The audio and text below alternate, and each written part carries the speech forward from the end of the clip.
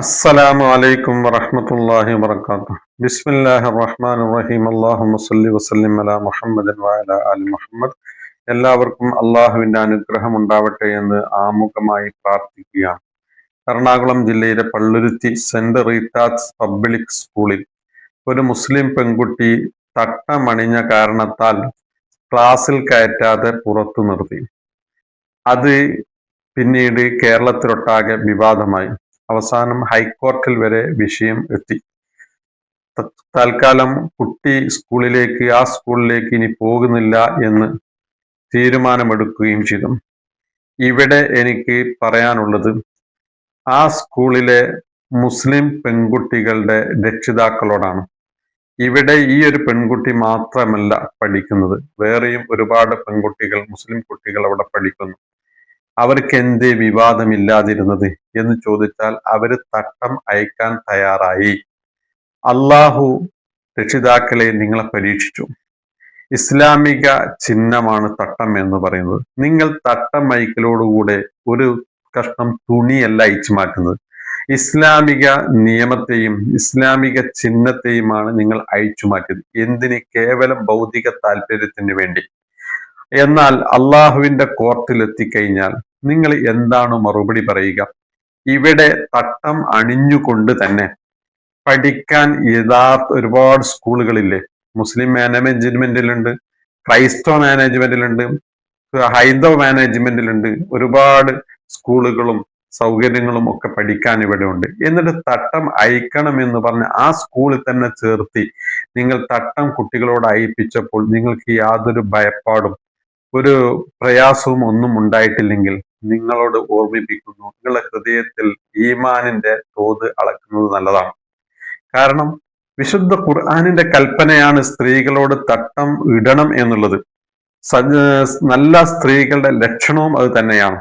വിശുദ്ധ ഖുർആൻ 19-ാം അധ്യായം സൂറത്തു മറിയമിലെ 17-ാം സൂക്തത്തിൽ തന്നെ പറയുന്ന ക്രൈസ്തവര് മേരി എന്ന് വിളിക്കുന്ന മറിയം റളിയല്ലാഹു അൻഹയുടെ സ്വഭാവം ഫത്തഖദത് മിൻ ദൂനിഹിം ഹിജാബ. ആളുകൾ കാണാതിരിക്കാൻ അവരൊരു ഹിജാബിനെ സ്ഥാപിച്ചിരുന്നു മറിയം ബീബി.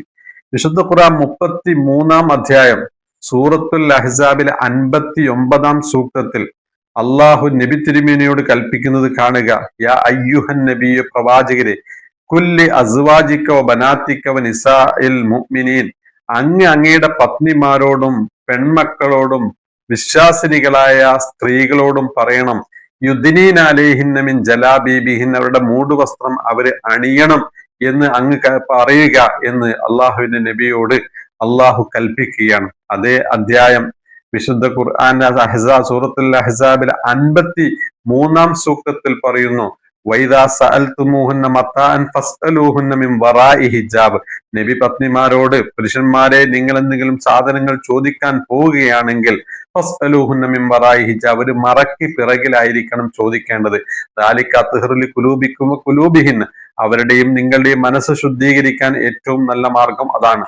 വിശുദ്ധ ഖുർആൻ 24-ാം അധ്യായം വിശുദ്ധ ഖുർആൻ സൂറത്തുൻ നൂറിലെ 31-ാം സൂക്തം കാണുക. പൽ യദ്രിബിന ബിഖുമുരിഹിന്ന അലാ ജിയൂബിഹിന്ന, പെണ്ണുങ്ങൾ അവരുടെ മുഖമക്കനെ മാറിടത്തിലേക്ക് താഴ്ത്തിയിടട്ടെ എന്ന് പറയുമ്പോൾ ഇസ്ലാമിക കൽപ്പനയും നല്ല സ്ത്രീകളുടെ ലക്ഷണവും ഒക്കെ പറയുമ്പോൾ അത് മുസ്ലിം സ്ത്രീകൾക്ക് ബാധ്യതയാണ്. മാറ്റി നിർത്താൻ നിർവാഹമില്ല, അവരുടെ മേൽ നിർബന്ധമാണ് തല മറക്കുക എന്നുള്ളത്. അന്യപുരുഷന്മാരെ തൊട്ട് അവരുടെ ഔറത്ത് മറച്ചിരിക്കുക എന്നുള്ളത് ബാധ്യതയാണ്. മാ കാനലി മുഅ്മിനിൻ വലാ മുഅ്മിനത്തിൻ ഇദാ ഖദല്ലാഹു വറസൂലുഹു അൻ യകൂന ലഹുമുൽ ഖിയറത്തു മിൻ അംരിഹിം, അള്ളയും റസൂലും ഒന്ന് വിധിച്ചാൽ സത്യവിശ്വാസികൾക്കോ വിശ്വാസിനികൾ മാറ്റം വരുത്താനോ ശ്രേഷ്ഠപ്രകാരം നടക്കാനോ അത് പാടില്ല എന്നും വിശുദ്ധ ഖുർആൻ പറയുകയാണ്.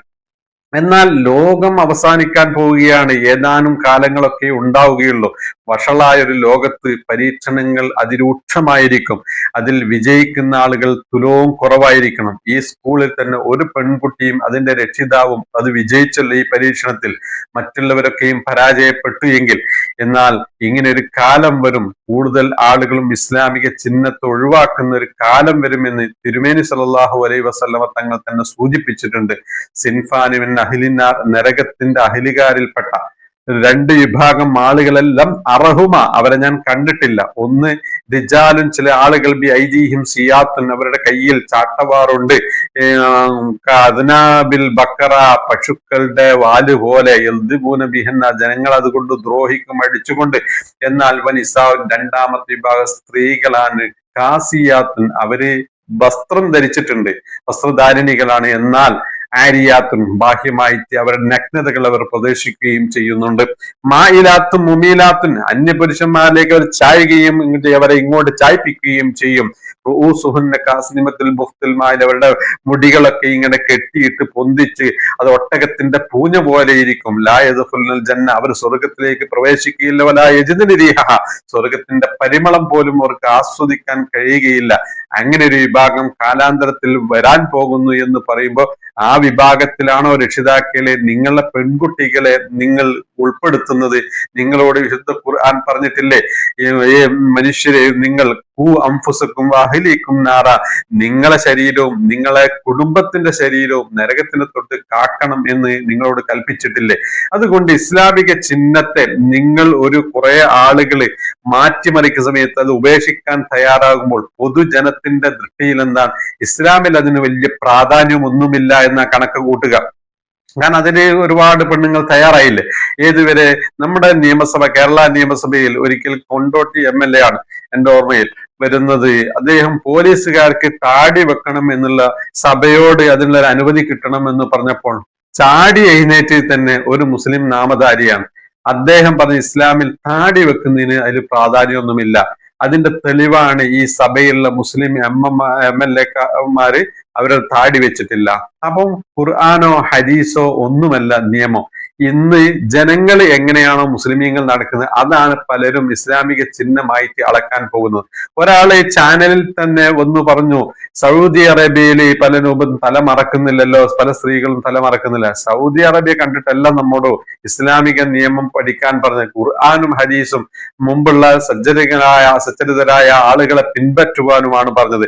വേറെ ഒരു പണിക്കര് പറഞ്ഞു, ഇസ്ലാമിൽ അങ്ങനെ തട്ടം ഇടാനൊന്നും പറയുന്നില്ല. 5 നിയമങ്ങളാണ് ഇസ്ലാമിക ഷഹാദത്ത്, 5 ഇസ്ലാം കാര്യങ്ങൾ, 5 കാര്യങ്ങളാണ്. അതിന്റെ തുടക്കം തന്നെ അയാൾക്ക് അറിയാത്തതുകൊണ്ട് തുടക്കത്തിൽ തന്നെ തശ്ഹദു അല്ലാ ഇലാഹ ഇല്ലല്ലാഹു അന്ന മുഹമ്മദ് റസൂലുള്ളാഹ്, മുഹമ്മദ് നബി അള്ളാഹുവിന്റെ തിരുദൂതരാണെന്ന് സത്യസാക്ഷ്യം കഴിഞ്ഞാൽ തന്നെ ആ തിരുദൂതർ ആരുടെ ദൂതരാണ്? അള്ളാഹുവിന്റെ അടുക്കൽ നിന്ന് ദൂതർ എന്തൊക്കെ ദൗത്യമാണോ കൊണ്ടുവന്നത് അത് മുഴുവൻ പുൽകാൻ ഞാൻ തയ്യാറാണ് എന്ന ആദ്യത്തെ വാക്കിൽ തന്നെ ഉൾക്കൊണ്ടത്. അതുകൊണ്ട് മുസ്ലിമാണ് ജീവിച്ചു മുസ്ലിമായി മരിക്കാൻ തയ്യാറാകുന്ന, അതിന് ഇഷ്ടപ്പെടുന്ന, അതിന് ആഗ്രഹിക്കുന്ന സമൂഹത്തോട് ഞാൻ പറയുകയാണ്, ഇനിയും പരീക്ഷണങ്ങൾ ധാരാളം വരും. ഇസ്ലാമിക ഈ റൂഹ് പോകേണ്ടി വന്നാലും ഇസ്ലാമിക ചിഹ്നങ്ങളെ അയച്ചു വെക്കാൻ നാം തയ്യാറാകരുത്. എന്നാൽ പരീക്ഷണങ്ങൾക്ക് നല്ല വിജയം, ഇവിടെ നിങ്ങൾ ജയിച്ചാൽ പരലോകത്ത് വലിയ വിജയം അള്ളാഹുവിന്റെ അടുക്കൽ ലഭിക്കും. അള്ളാഹു എല്ലാവർക്കും അനുഗ്രഹം ചൊരിഞ്ഞു തെരുമാറാവട്ടെ. എല്ലാ മുസ്ലിം രക്ഷിതാക്കളും പെൺകുട്ടികളെ സ്കൂളിലേക്ക് അയക്കുന്ന മുസ്ലിം രക്ഷിതാക്കളും ആത്മപരിശോധന നടക്കുക, തങ്ങളുടെ കുട്ടികളെ ഏത് രൂപത്തിലാണ് നാം സഞ്ചരിപ്പിക്കുന്നത് എന്ന്. അള്ളാഹു നമുക്ക് എല്ലാവിധ കാവലും പ്രദാനം ചെയ്യുമാറാവട്ടെ. വാഖിറു ദഅവാന അനിൽ ഹംദുലില്ലാഹി റബ്ബിൽ ആലമീൻ. അസ്സലാമു അലൈക്കും വറഹ്മത്തുള്ളാഹി വബറകാതുഹു.